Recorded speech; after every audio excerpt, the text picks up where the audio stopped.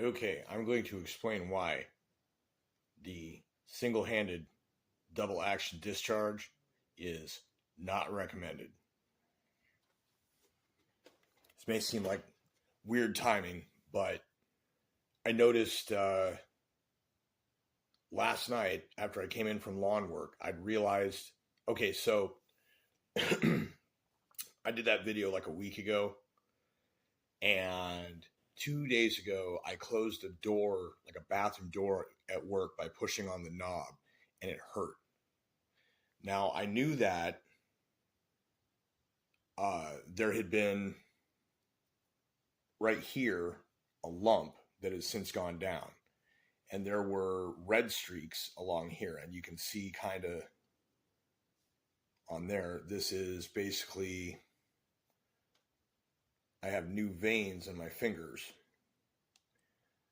and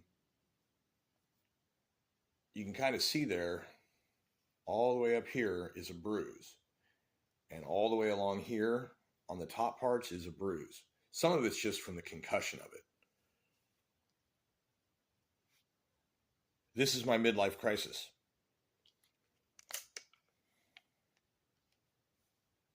It is empty. Empty. So, single action. You pull the hammer back, very easy. Ooh, just like that. And when you shoot the gun like that, as you saw when I hit the bottle, it just goes poof. I mean, it really just goes poof. It's hard, but it's a heavy gun. That's the point. It absorbs some recoil. Double action. You have to pull this trigger. This is much harder. Okay?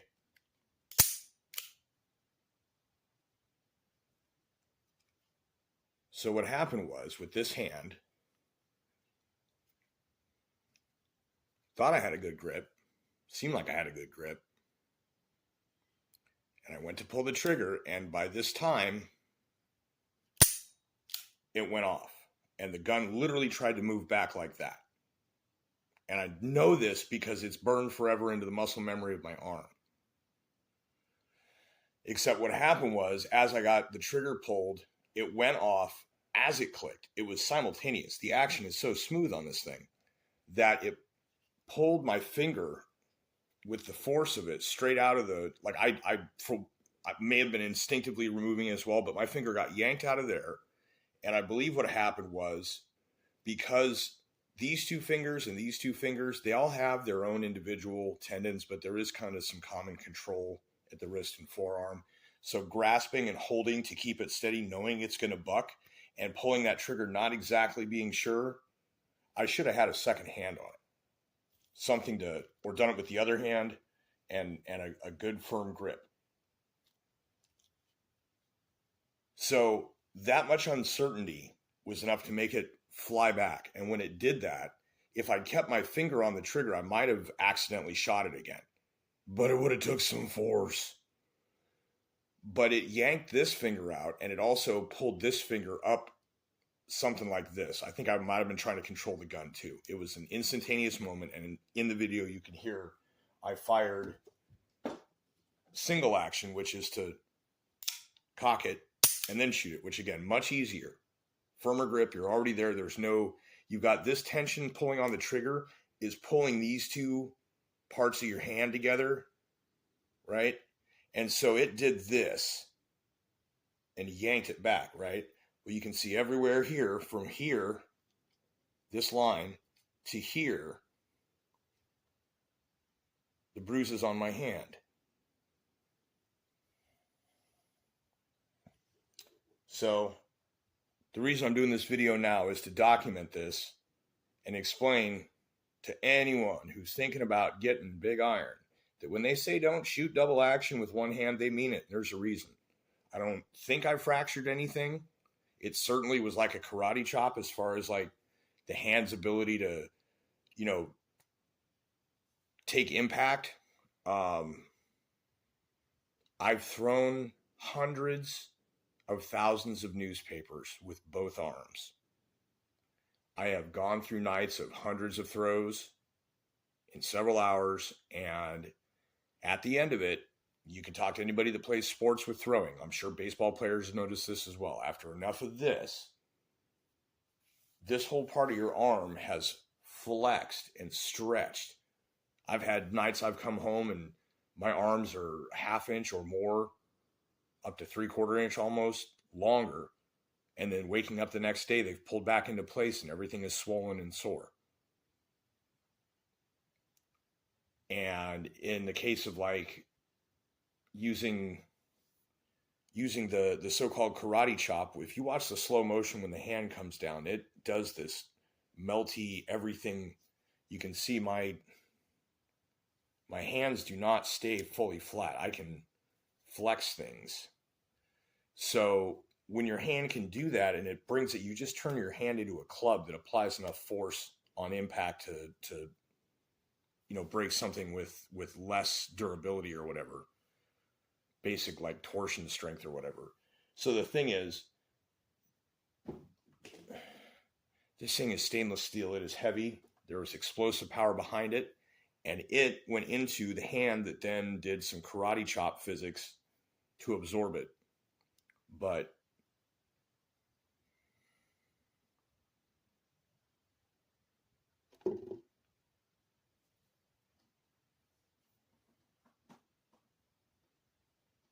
my hand still hurts. It's tender right here. Bone, muscle, and tendon were all bruised.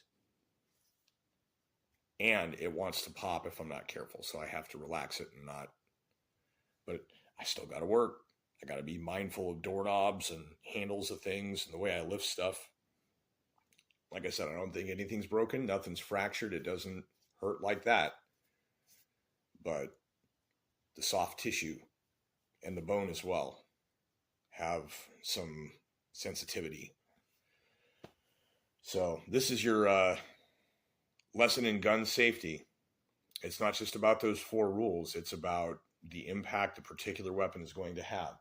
And for all I know, because you can see, we can get this thing right here.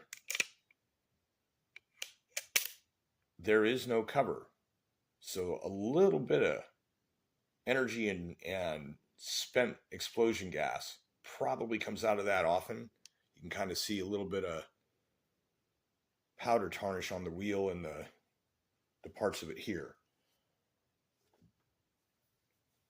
If in that instant my finger came back, it's also possible that I got hit with a little bit of that powder explosion.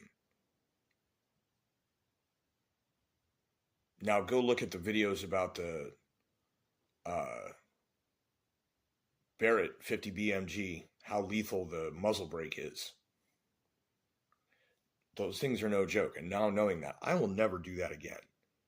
I will never, ever do that again. There is no circumstance that I can't cock it first that I would need to use that in, ever conceivably. There's no reason to just boo. I believe I may have done that with a 357 one time and it was manageable. That was not manageable.